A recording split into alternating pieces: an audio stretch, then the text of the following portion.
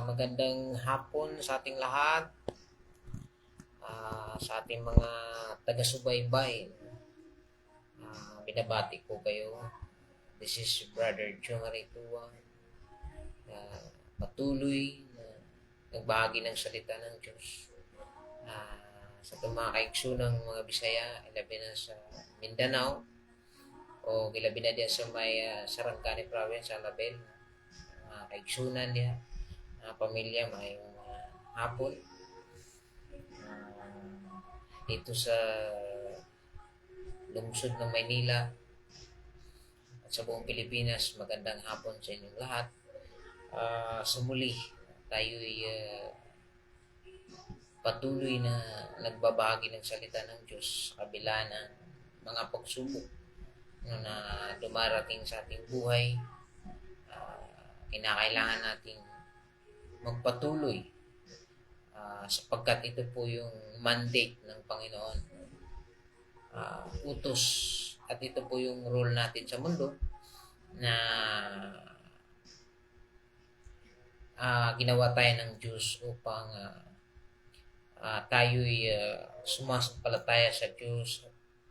Ano man ang mga problema dumarating sa ating buhay, ay patuloy po natin na tayo'y manalig sa Panginoon kahit sa kabila ng mga pagsubok, sa kabila man ng mga pagkukulang natin, sa kabila man ng mga karanasan sa buhay. Patuloy tayong manalangin, patuloy tayong magkoneksyon sa Panginoon.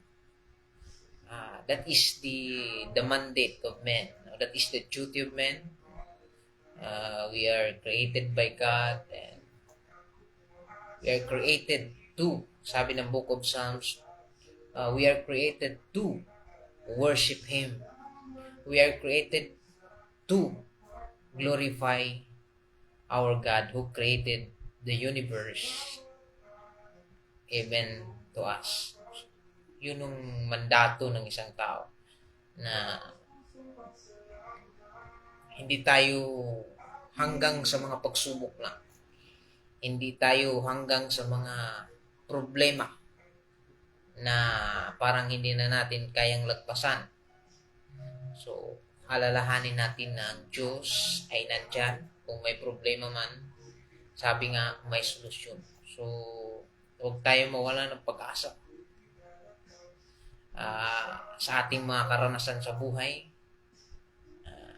Ang Panginoon ay nandyan upang sumusuporta sa atin. So, based on our experience, kailangan talaga natin na may connection sa Diyos sa pamamagitan ng panalangin araw-araw. Manalangin tayo sa Panginoon at patuloy tayong magkaroon ng connection sa Diyos. So, ano man ang pagsubok mo, ay huwag mong sarilihin. Sa Bisaya pa, ayaw iloom, imong itugyan sa Ginoo, sa mga kapatid natin, mga Cebuano. So, ibigay natin sa Diyos kung ano man problema, pagsubuhay, ibigay natin sa Diyos, mga kapatid. Ito po yung duty ng tao. Hindi tayo hanggang sa mga problema lang, kundi magpatuloy tayo to serve the great God who created the heaven and earth, at sa buong tao sa buong mundo. Mabuhay po kayo sa ating mga nanonood ngayon. Ako po'y kumakatok sa inyong puso na patuloy tayong mag-follow sa ating Panginoon. Ano man ang nararanasan natin sa buhay, hindi ko man alam. This is my inspiration that God will not leave us alone. Sabi ng Panginoon, I will never leave you nor forsake you. So, nandyan yung Diyos. Alam mo, minsan sa buhay, even yung hope natin, no? Yung ating inaasahan, kung dito lang sa mundong ito, wala po. Kailangan natin talaga ang Diyos. Doon yung tunay na pag-asa. Doon yung tunay na tiwala. Doon yung tunay na pananampalataya sa Diyos. So, lalo na sa ating taga-panood, former barangay captain Rodan Salimama, ngayong adlaw di kanimo kap o sa tanan na naga-tanaw sa atong live. Ang ako lang yun nga sulti sa atong mga kaigsunang mga Cebuano, magapadayon kita sa pagpangalagad sa Ginoo hangtod nga mobalik ang Ginoo. So ang problema na ara man na no? So pero magapadayon ta. Ang atong tan-awon kanang makauban ta sa pagbalik sa Ginoo. So trials, problem, circumstances naara na sa kinabuhi sa tao tungod kay naaman ta sa gitawag og nasa lawas pa man ta nga pwede makasala, lawas nga pwede nga maka himo og di maayo. Pero dili diha ang atong tan-aw kun dili paningkamutan nato nga pag-abot sa Ginoo makapasata, makauban ta sa pagbalik sa Ginoo. So yun yung napakahalagang bagay na dapat nating mithiin. Gusto nato nga maabot sa atong kinabuhi nga makauban jud sa pagbalik sa Ginoo tungod sa karon nga panahon delikado na jud no. So ikinahanglan na gyud ang gitawag og spiritual nga pag handa o preparation no? So ang ako gyud nga duty isip nga alagad sa Ginoo nga magapadayon kita sa pag-andam sa atong kaugalingon luyo sa mga problema nga moabot sa atong kinabuhi. Padayon lang yun aro sa pagbalik sa Ginoo makauban ta. So that is our goal no of our life as a Christian. Although our Lord Jesus Christ promised us ang tanan nga Christian kuhaon jud sa Ginoo no? In the book of First Thessalonians chapter 4 verse 13 to 18 no? Nga kuhaon jud sa Ginoo ang mga tawo niya nga nangalagad kaniya o magakauban kita kaniya hangtod sa katapusan. So nganong importante mo gyud? Why is it important to share the Word of God? Nganong gikinahanglan mo gyud ang pag-share sa pulong sa Ginoo? Diri sa social media, sa Facebook, YouTube, or sa radio. Doon naman tayo lisensya, no? Na tayo ID sa media. Pwede ta mamahayag, no? For God and community. So, muna nga itong lisensya. Community for God and community. So, sa larangan sa komunidad, gikinahanglan po ang atong partisipasyon sa usapin ng politika na apunta diha no atong dapigan ang kamatuoran no? Labi na sa atong panahon karon sa politika gubot. So we stand in the right no kailangan nato mutindog no. Ako pag naimumduman no ang among panag-uban ni former barangay captain Rodan Salimama no na ami usa ka parte nga among yung gipanindigan among grupo no, sa panahon nga nagkatibulaag. So naami sa grupo o karon nagmadaugon diya sa Sarangani ang Sarangani tribal chieftain among gibarugan ang kamaturan karon nagmadaugon ang Sarangani no sa mga tribo o nahimo nga dominante o nahimo ganing sikat pa no kining SPTC Sarangani nagmadaugon jud. So mo na nga mubarog gyud ta diya sa usap sa politika mubarog diya sa kamatuoran o mo na nga magmadaugon jud no ang kamatuoran. So sa pulong sa Ginoo gi emphasize sa Bible na nakita po nato si Counselor IPMR Joe no.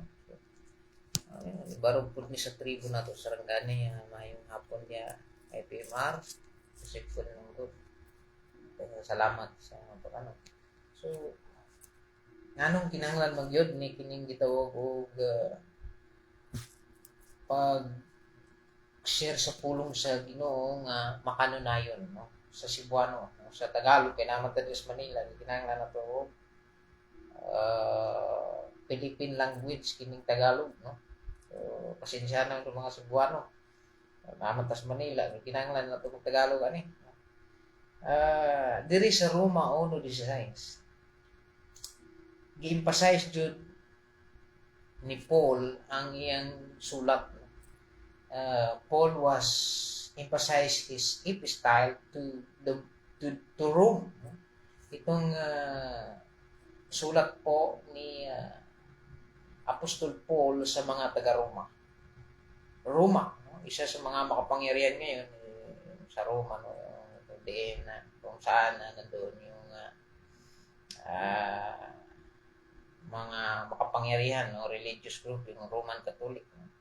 So ito po sinulat noon sa panahon ni Apostol Paul sa mga taga-Rome. So ito po yung purpose ng kung bakit tayo patuloy na nag-share ng salita ng Diyos. Hindi naman tayo perfect, but by the grace of God, but by the Lord Jesus Christ, we are righteous in the sight of God through the Lord Jesus Christ. So hindi tayo naging mabuti sa Diyos kung wala ang ating Panginoong Jesus.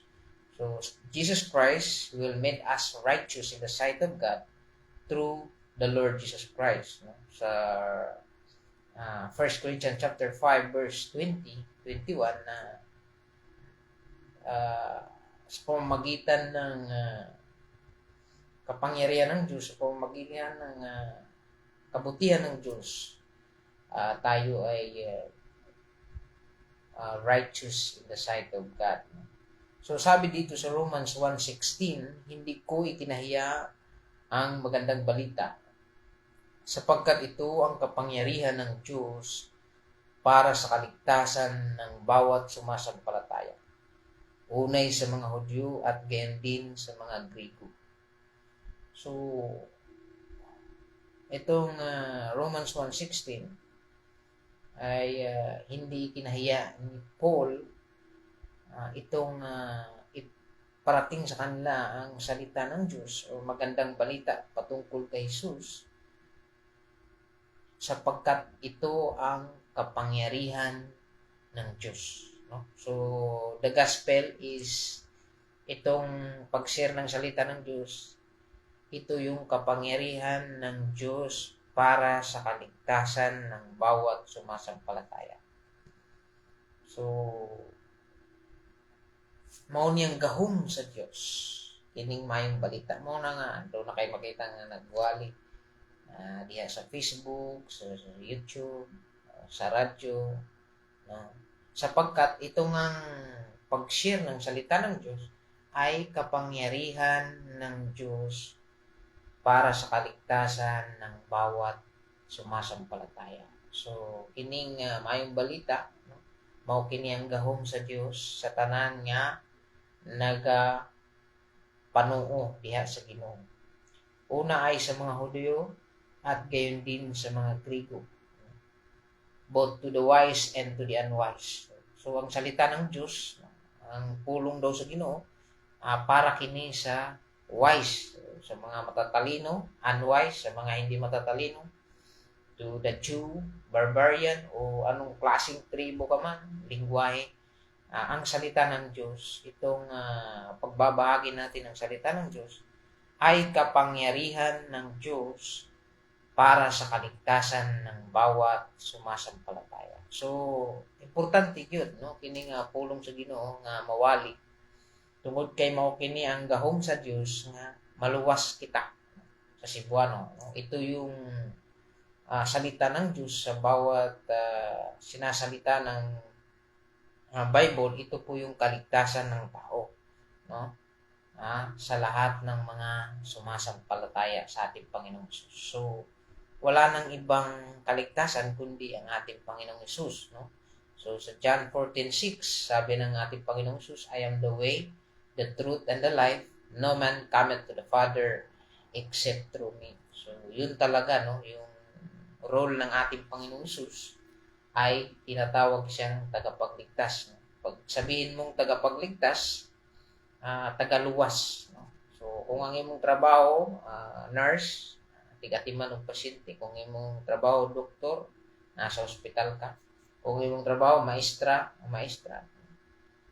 So, abogado yung trabaho mo, no? Sa mga kaso. So, sa Panginoon, ang kanyang profession ay Savior, tagapagligtas.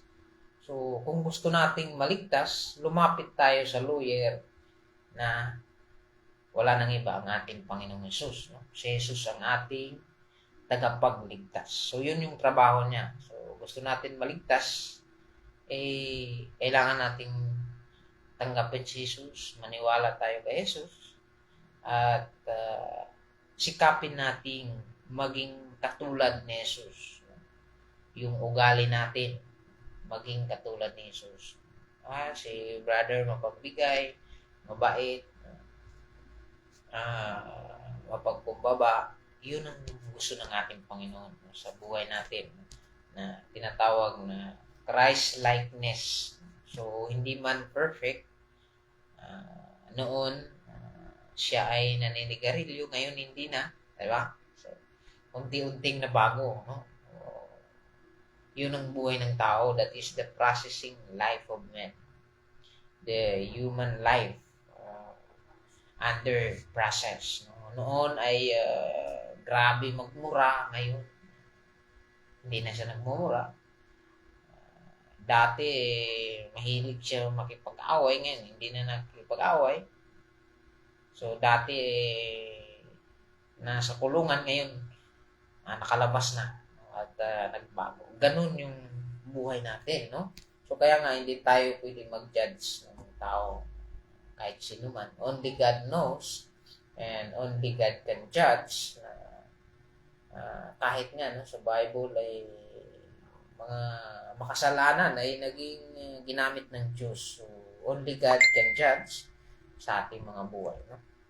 So, itong salita ng Diyos sa ating pagbulay-bulay, ito nga daw, no? Ito nga yung kapangyarihan ng Diyos upang tayo'y maligtas. No?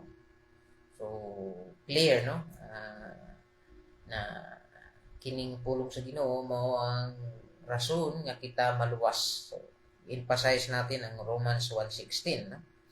Nga kining bersikulo nga gipaabot ni Pablo ngadto sa mga taga-Roma nga kini mao ang pagwali sa pulong sa Ginoo, mao kini ang pamaagi sa Ginoo aron kita mga luwas. For this is the way of God for salvation, no? So, dito sa 2 Timothy chapter 2, verse 2, ang naririnig mo sa akin sa harap ng maraming saksi ay ipagkatiwala mo rin sa mga taong may katapatan at may kakayahang magturo naman sa iba. So, yun nga, kung ikaw ay may binigay sa Diyo na sa iyo ng Diyos ng kaalaman ng pagtuturo ng salita ng Diyos. Maari ay binigyan ka ng Panginoon ng gift mag-guitar. Gamitin mo yan sa Panginoon. Kung ang binigay sa Diyos, sa iyo ng Diyos ng mapagbigay, no? Gamitin mo yung talent na yan para maparangalan ng ating Panginoong Jesus. Kung ang talent mo ay umawit, yun, yung talent mo na ipagpatuloy mo yun upang to glorify God in your life. No? Sa akin naman, hindi ko naman pinangarap na magbahagi ng salita ng Diyos. Ngunit ito po yung gift. Bawat isa sa atin ay may binigay ng Diyos na mga gift. Maybe you are serving in the government, that is gift. Kung ikaw ay may karunungan na maglingkod sa kapwa-tao, You are in the government, that is the gift. No? Yung mahilig kang tumulong, that is gift. No? Yung ayaw mo ng gulo, no? Magaling kang makipag peacemaker, no? Kagaya ng nasa government, sila'y pumapagitna sa mga problema. So yun, that is your gift. Kahit yung pagpapakumbaba ay gift lahat po ng Panginoon sa atin. So, maybe you are called by God to preach the Word of God, no? So, ito po, no? Sabi ng 2 Timothy chapter 2, verse 2, na kung ikaw ay nakarinig ng salita ng Diyos at nagkaroon ka ng kaalaman, ay ibahagi mo rin, no, sa iyong kapwa. So, napakalaga ng salita ng Diyos na kung ikaw ay nagkaroon na ng kaalaman, no, sa salita ng Diyos, ibahagi mo rin kung ano yung kaalaman mo. So, maybe, no, itong si former barangay captain na remember ko, nag-share din siya ng salita ng Panginoon noon. No? John 3:16, hindi ko nalimutan yun. Si former barangay captain Rodan Salmona. So, Kap, patuloy mo lang ang buhay mo sa Panginoon. Alam kong may nararanasan ka, mga problema. Patuloy ka lang. At I believe may plano ang Diyos buhay mo. At alam ko yun, magaganap yun sa buhay mo. Barangay captain, former barangay captain Rodan Salmona. Nanalo ka na eh. So, sabi nga ng science, 20 million plus of sperm, no? Nakipaglumba, no? Aron ka mo mahimong bata, no? Sa bakan sa imong inahan. So, we are the champion, no? Nidaog na ta ditong panahon na. So, mudaog pag yun. So, maabot ng panahon. Kung asa ay pahilo na sa Ginoo ng atong kinabuhi. Si Tutong, wow, thank you for watching. IPMR Counselor Josephine Lungkod, maraming salamat po sa ating napakagandang IPMR na nakipagbatok, no? O nakipag-stand sa tribo diya sa Sarangani, no? Maraming salamat na akong pag-ampo nga ang kalambuan sa Talangas o sa Alabel na sa tribo. Yan po natin. So, wala ba takabalo nga si Jesus usa ka tribo gikan sa tribe of Judah. Na mo na nga ang atong Ginoong Jesus. Duol gayud ang kasing-kasing niya sa mga tribo. The Lord Jesus Christ is near to the tribe. He is from the tribe of Judah. No, mo na ang gikanan, no, sa Ginoo. Sa tribo sa Huda. No, si Jesus usa ka tribo. No, gikan siya sa tribo sa Huda. No? So, ngayon, sa kasalukuyan, sabi ng Panginoon dito sa John chapter 20 verse 31, ngunit ang mga nakasulat dito ay isinulat upang kayo'y sumasampalataya na si Jesus ang Kristo, ang anak ng Diyos, at sa pagsapalatayang iyon ay magkaroon kayo ng buhay sa pamamagitan niya. So, itong si Jesus na anak ng Diyos ay ipinadala dito sa lupa upang tayo'y magkaroon ng kaligtasan, no?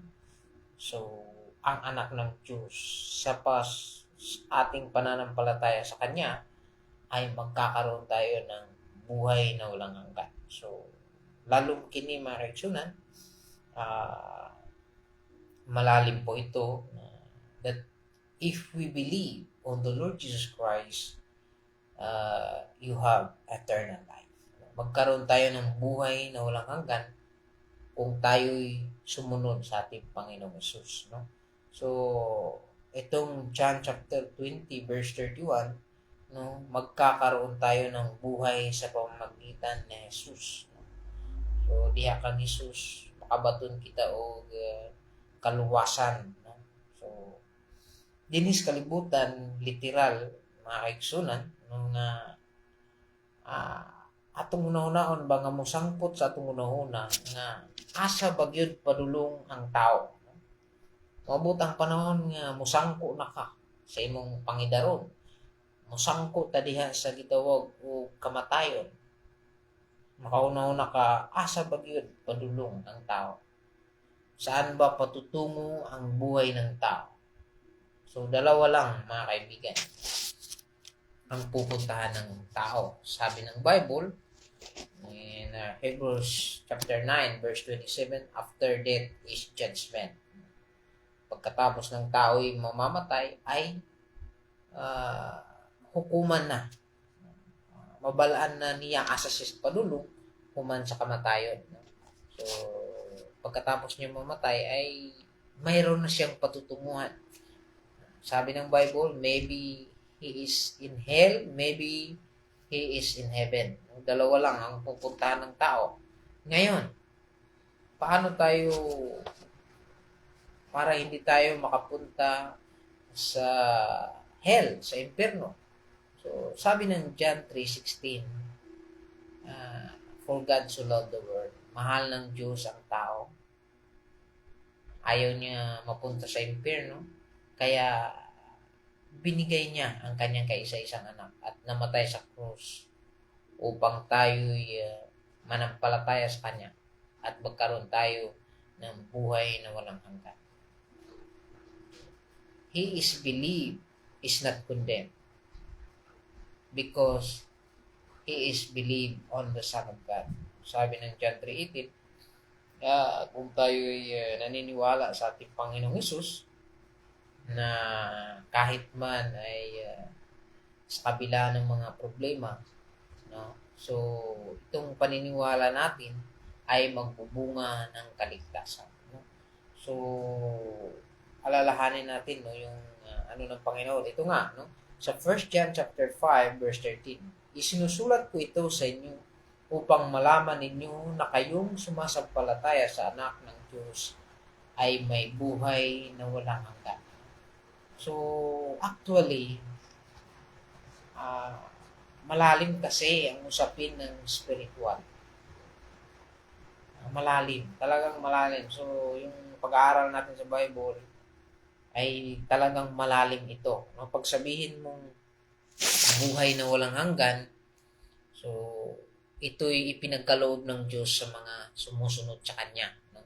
Itong eternal life. No? John 3:16, for God so loved the world, mahal ng Diyos ang tao, ibinigay niya ang kanyang kaisa-isang anak. Whosoever, kahit sino man, ang sumasampalataya sa kanya, ay magkaroon ng buhay na walang hanggan. And he is not condemned. Hindi siya hukuman sa impyerno. So, easy na para hindi tayo mapunta sa impyerno, sumunod tayo sa ating Panginoong Hesus. Mananampalataya tayo kay Hesus upang hindi tayo makapunta sa impyerno. Paano tayo na hindi makapunta ng impyerno? Kailangan natin ng tagapagligtas. Sinong tagapagligtas? Si Jesus. Simbahan ba ang makapagligtas? Hindi. Si pastor ba ang makaligtas? Hindi. Relihiyon ba ang makaligtas? Hindi. Yang mga yan ay nagtuturo na si Jesus ang kaligtasan. So, hindi relihiyon yung kaligtasan, hindi simbahan, hindi si pastor, hindi si apostol, hindi si bishop, hindi si Mary, hindi si Pope ang makaligtas sa atin. Tanging ang pangalang Jesus ang makaligtas sa atin. That is clear in the book of Acts chapter 4 verse 12. Neither is there salvation in any other, for there is no salvation that was given to us under heaven, only the Lord Jesus Christ. So wala nang ibang Savior. So, ang simbahan, pastor, apostol, bishop, pope, elders, sila yung mga ginagamit ng Diyos upang tayo'y maligtas sa pamamagitan ni Jesus. Only Jesus Christ can save us, not religion. Hindi si pastor ang makaligtas sa atin, hindi relihiyon, hindi simbahan, hindi yung Pope, hindi si Mary ang makaligtas sa atin, Hindi si brother at sister ang makaligtas sa atin, tanging si Jesus lamang, no? So dito, in the book of 1 John chapter 5 verse 13, neither is there any salvation in any others. So itong 1 John chapter 5 verse 13, may buhay na tayo na walang hanggan kung tayo'y nananampalataya sa anak ng Diyos na si Jesus. So, may pinangako ng Diyos sa atin na buhay na walang hanggan. 1 John chapter 5 verse 20. At nalalaman nating naparito ang anak ng Diyos at binigyan niya tayo ng pag-unawa upang makilala natin ang tunay na Diyos. At tayo'y nasa tunay na Diyos sa kanyang anak na si Yesu Kristo. Siya ang tunay na Diyos at buhay na walang hanggan. So, si Jesus, sabi nga ng Colossians, He is the image of the living God. Itong si Jesus ay kumakatawan sa Diyos through the life of Mary. Ipinanganak ni Mary si Jesus, siya po'y kumakatawan sa Panginoon. He is the image of invisible God. So, ang purpose ni Jesus sa lupa ay upang iligtas tayo, upang tayo iligtas sa ating buhay na walang pag-asa. So, maybe your hope is in money. Kung ang iyong pag-asa ay sa pera, pamilya, bahay, sasakyan, kapangyarihan, posisyon, lahat ng yan ay mawawala sa mundong ito. So, ano ba ang tunay na pag-asa ng tao? Ang pag-asa ng tao ay ang Panginoon. Pag wala ang Diyos, lahat ng pag-asa sa mundo, pera mawawala, di ba? Magandang bahay mawawala, possession mawawala din. So, ano ba yung tunay na pag-asa? Ang tunay na pag-asa, sabi ng Bible, the only hope, no, na ating dapat panghawakan ay ang makasama ang ating Panginoong Yesus. At tayo'y makapasok sa kaharian ng langit. At tayo'y makasama sa pagbabalik ni Yesus. So, isipin mo na ang mundong ito ay meron talagang nagmamayari. Sino pa namang tao ang makagawa ng bituin, buwan at araw? So, sino namang makagawa ng karagatan at lupa? So, mayroon talagang nagmamayari sa atin. Wala na pong iba ang ating Panginoong Yesus, ang ating Panginoong Ama. So, kailangan nating paglingkuran sa kabila ng mga pagsubok, problema na pinagdaanan mo sa buhay, patuloy magkaroon ka ng connection sa Diyos. Upang tayo'y, yung goal natin, yung hope natin na makapasok tayo sa kaharian ng Diyos, makasama ang Diyos. Sabi nga sa Revelation chapter 20 verse 8 down to 20 na the hope of the believers, the future of the believers is mayroon talagang pag-asa or mayroon talagang future yung mga sumusunod sa Diyos, sa ating Panginoong Hesus. Sabi niya doon, yung kaharian ng ating Panginoong Hesus. Kung maalala po natin yung promise ni Jesus Christ in the book of John chapter 14 verse 1 to 3 na sabi ni Jesus, ako ngayon ay nasa langit preparing a place for you. And if I prepare a place for you, I will come again and receive you unto myself. So, ngayon, si Jesus ay nasa langit nag-ready ng ating tahanan. No? In John 14, 1 to 3. No? Clearly talagang sinabi ni Jesus dyan na siya ngayon ay nasa langit to prepare a place for you. Let not your heart be troubled. Ye, believe in God and believe also in me. In my Father's house are many mansions, that where I am, ye may be also. If I go there and prepare a place for you, I will come again. Babalik ang Diyos. Sino bang balikan niya? Ang mga Christian o ang mga hindi sumasampalataya sa Panginoong Hesus? Sino bang balikan ni Jesus? Ang mga kambing o mga tupa? Sino ba ang pinipreparean ng Panginoon sa langit? Sa mansion na yun, yung mga bahay na yun. Sabi ng Revelation, it is walk with the street of gold and no night there. No? Wala nang gabi doon sapagkat ang Diyos na ang ilaw doon sa bagong uh, heaven and earth. The heaven and earth sa inyong para sa inyong pagkakalam na wala na pong dagat doon. Wala nang dagat. So hindi na tayo makaligo doon ng dagat. There is no more sea, sabi ng Revelation, no? Na chapter 22, mga kapatid. The new heaven and earth is come down. No? And no more sea. No? No night there. No? Wala nang kandila o ano ba. So, ganun yung future ng mga believers. So, mayroong future ang mga believers, mga followers ng ating Panginoong Jesus. So, wag po tayong mapagod na patuloy na sumandal sa Panginoon at manalig sa ating Panginoong Jesus. Makaranas ka man ng mga problema sa buhay. Maybe this is the testing of God. Maybe this is the process of God to your life that darating ang araw, maging masasabi mo na, ganun pala, nakaranas ako ng ganung problema para maging matibay ako na humarap sa mga problema sa buhay. Naranasan ko yun. Mayroon palang purpose ang Panginoon na upang maging malakas ako sa Kanya at sa pagbabalik niya makasama. Mga kapatid, ako po'y nananalangin kahit saan man ako nakapunta.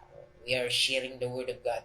Why we sharing the Word of God? For sabi ng John ng Romans chapter 1 verse 16, for this is the power of God for salvation. Ito yung kapangyarihan ng Diyos upang tayo'y malakas, upang tayo'y makasama sa pagbalik ng Diyos, upang tayo'y makapasok sa kaharian ng langit.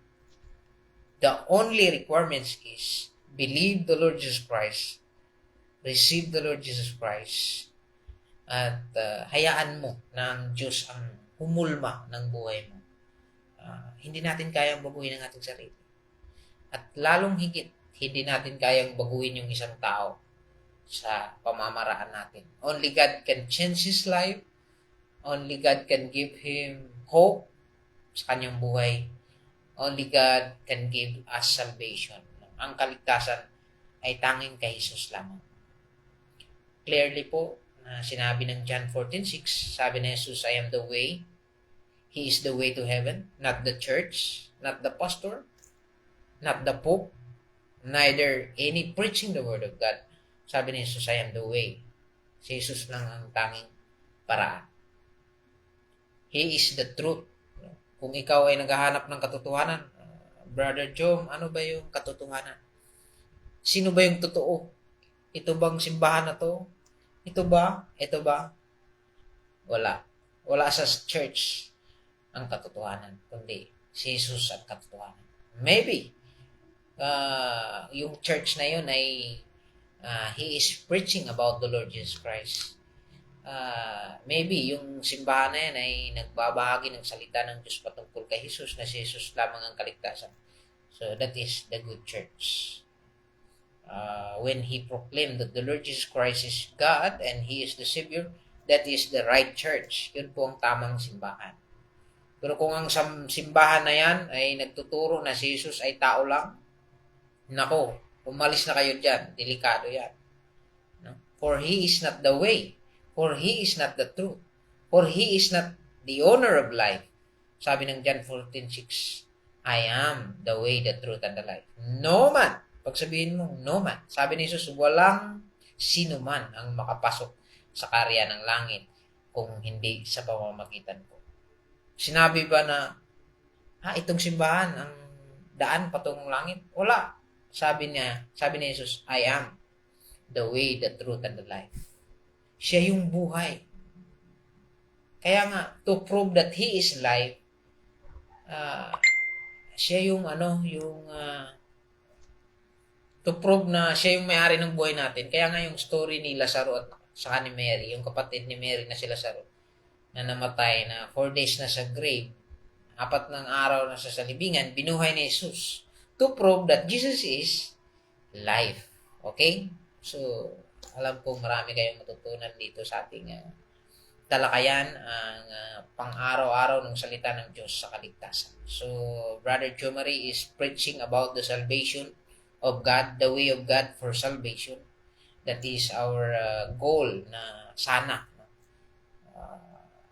Bigyan ko kayo ng simple illustration. When you registered in government, so hindi ka kulurong because you are registered through COMELEC. No? Nagparehistro ka. So, ibig sabihin, hindi ka kulurong. Pagdating ng mga, siyempre may problema. So, sabi ng mayor, kapitan, ano ba, may pangalan ka ba dito? Wala, ay kulurong ka. Ganon, di ba? So, sa Panginoon, ganon din.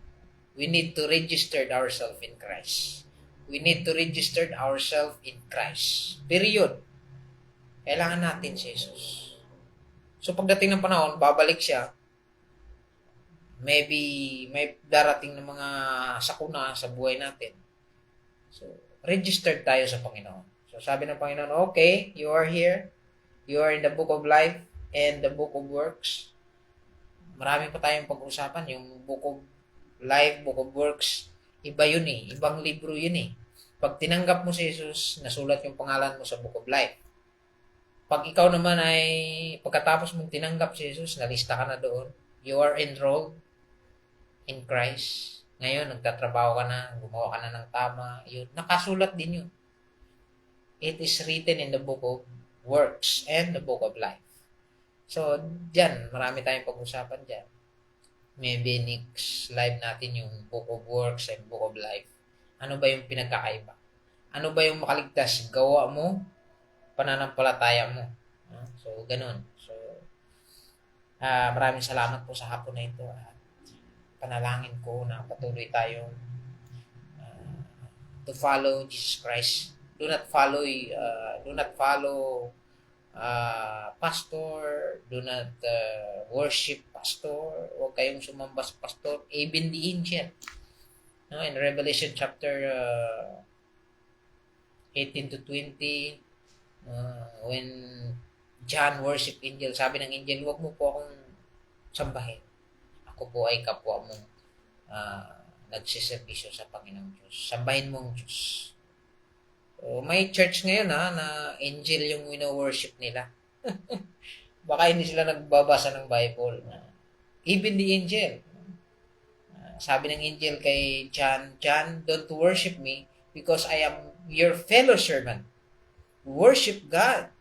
So, may simbahan ngayon naririnig ko na sinasamba nila yung anghel. Anghel na yung ang kasamang palad, yung anghel na yung tao pa.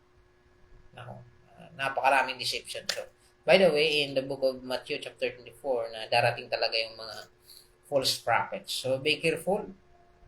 At nirekomenda ko na magbasa kayo ng Bible araw-araw, kahit kunti lang. That is, bigyan natin ng panahon ng Diyos sa ating buhay araw-araw. Kahit kunti lang. At least may ginagawa tayo sa Panginoon. Maraming salamat sa hapon na ito. This is Brother Chumari is preaching the salvation of God, God's way of salvation, or our daily God's word of salvation. So, nakafocus ako sa tinatawag na kung paano maligtas ang tao. So, through Jesus Christ. So, si Jesus lang talaga ang makaligtas sa atin based on the word of God. In Acts chapter 4 verse 12, Romans chapter 3 23 6 23, or Romans chapter 1 verse 16. So yun po yung mga basihan natin na upang tayo'y maligtas at iligtas po natin ang ating mahal sa buhay, mga pamilya, na ibahagi po natin ang salita ng Panginoon. Maybe ikay nahihiya mag-share ng salita ng Panginoon, but through online, Facebook, i-share mo lang tong video natin. Malaking tulong na yan at magkaroon siya ng kaalaman. Si Jesus pala ang kaligtasan, hindi yung simbahan. Ay, hindi pala si pastor ang makaligtas. Si Jesus pala. O, di ba? Malaking tulong na yon. Hindi nyo ba alam na in John 1:12, sabi ng Panginoon, whosoever that believe and receive on the Lord Jesus Christ shall be the children of God. He has the power to become the children of God. So, sa pamamagitan ng kanyang paniniwala, sa pamamagitan ng kanyang pagkakilala kay Jesus, siya ngayon ay magiging anak na ng Diyos. Napakadali, di ba? Why? Because salvation is the grace of God. Pag sabihin mong grace, wala pong bayad yan. That is the gift. Sabi nga ng John 3:16, for God so loved the world that He gave. Binigay nga si Jesus eh. Anong gagawin natin? Tanggapin lang eh. Receive the Lord Jesus Christ. Whosoever, kahit sino, Muslim ka man, ano ka mang lingwahe, ano ka mang tribo, whosoever believe on the Lord Jesus Christ should not condemn. No? Hindi na siya mapahamak. But he have eternal life. Magkaroon pa siya ng buhay na walang hanggan. Sapagkat pumarito si Jesus sa mundo upang hindi humusga, kundi upang tayo'y maligtas. Whosoever believeth on the Son of God should not condemn, no, because he is believed on the Lord Jesus Christ. So napakaganda po ng salita ng Panginoon sa hapon na ito. Pinagpala po kayong lahat. Mike Liban, thank you, sir, for watching. Mabuhay po kayong lahat. Salamat. At least, no, bigyan natin ng Panginoon ng time, kahit kunti lang. Malaking tulong na yun. Itong salita ng Diyos makarating sa bawat isa. Kahit na ilan-ilan lang, okay na yun. At least may naparating na salita ng Panginoon. So, mabuhay po tayong lahat. Yung programa natin kasi is God and Community. Under tayo ng CFCGI. So, Bishop Los Reyes, maraming salamat sa authority na binigay mo sa amin pang magbahagi ng salita ng Panginoon. Mga kapatid, ito po si Brother Chumaritua. Ako po'y nagpapasalamat at patuloy na nagsaserve sa ating Panginoong Hesus na kahit kunti lang, no, makapagbibigay tayo ng panahon sa Diyos upang ibahagi ang kanyang salita, sapagkat itong salita niya ay nagbibigay sa atin ng kalakasan sa panahon ng mga pagsubok, problema sa buhay, anuman ang ating nararanasan sa ating mga buhay. Isipin natin, kahit pamilya mo hindi mo nakakampi o wala ka nang malapitan, I challenge na lumapit tayo sa Diyos, yung gumawa sa atin, gumawa ng langit at ng mundo. Idulog natin, no? Sabi ng 1 Peter chapter 5 verse 7, casting all your cares upon Him and He will care it for you. So, ibigay natin sa Panginoong Hesus kung ano man yung problema natin, burden, mahirap man yan, ibigay natin sa Panginoon. Lord, isolve mo po itong problema ko. Panginoon, isurrender ko po ito sa iyo. Bigyan mo ako ng lakas. Let the Spirit help us to solve this challenge sa buhay. So, maraming salamat po sa hapon na ito. Dito na po tayo nagtatapos. Maraming salamat po sa panonood. God bless po sa ating lahat. Wala na po tayong oras at tayo na po ay may pupuntahan. Maraming salamat po sa panonood.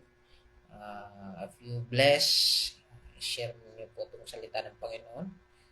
Pwede niyo po i-share ito sa kunting paraan. Makapagbigay po tayo ng inspirasyon sa pamamagitan ng ating Panginoong Hesus na maparating sa bawat isa itong plano ng ating Panginoong Hesus na maging handa tayo sa kanyang pagbabalik. So, ito'y ginagawa natin sapagkat binigyan tayo ng Panginoon ng vision. Yung vision naman ng Panginoon na ano ko lang sa inyo, na yung vision na binigay ng Diyos sa akin, kung ba't ako nagsishare ng salita ng Panginoon, in Joel chapter 2 verse 28, yun po yung verse na binigay ng Diyos sa atin, na babalik nga yung ating Panginoong Hesus. So we need to prepare ourselves. Sabi ng Bible, gaya ng magnanakaw, babalik ang Diyos. So anong bang gagawin natin? So we need to prepare ourselves for the coming of the Lord Jesus Christ. So yun yung yung calling ko, yun yung binigay ng Diyos sa akin na vision na preparing His people for His coming. Yun yung hindi ko kayang iwasan, itong binigay ng Diyos ng vision sa akin na sabi niya through the dream, sa pamamagitan ng dream, itong panaginip, na kailangan po daw natin maghanda. So, alam nyo, ayaw ko sana na maging, siyempre, parang nahirapan tayo nung una-una na i-accept itong challenge ng Panginoon sa buhay ko. Napakarami nating pinagdaanan sa buhay, ngunit hindi ko maiwasan itong binigay ng Diyos na vision sa akin na kailangan daw nating maghanda. So, nais ko ding ibahagi sa inyo na we are in 70%. Talagang 70% na tayo. Babalik talaga ang Panginoon. Kunti na lang. 30% ay talagang babalik na ang Diyos. So, challenge, we need to prepare ourselves. Kailangan natin maghanda. Mabuhay po tayong lahat. Maraming salamat sa ating mga tagapanonood. Former Barangay Captain Roldan Salimama, maraming salamat. IPMR Councilor Joe, Sir Tutong, Sir Mike, Sir Edeline Kiamco, at marami pang iba. Maraming salamat po sa inyong panonood sa hapon na ito. Pagpalain po tayong lahat. Bye-bye. Maraming salamat po. God bless po. Patuloy po tayo sa pag-serve sa ating Panginoon. Mabuhay po tayong lahat.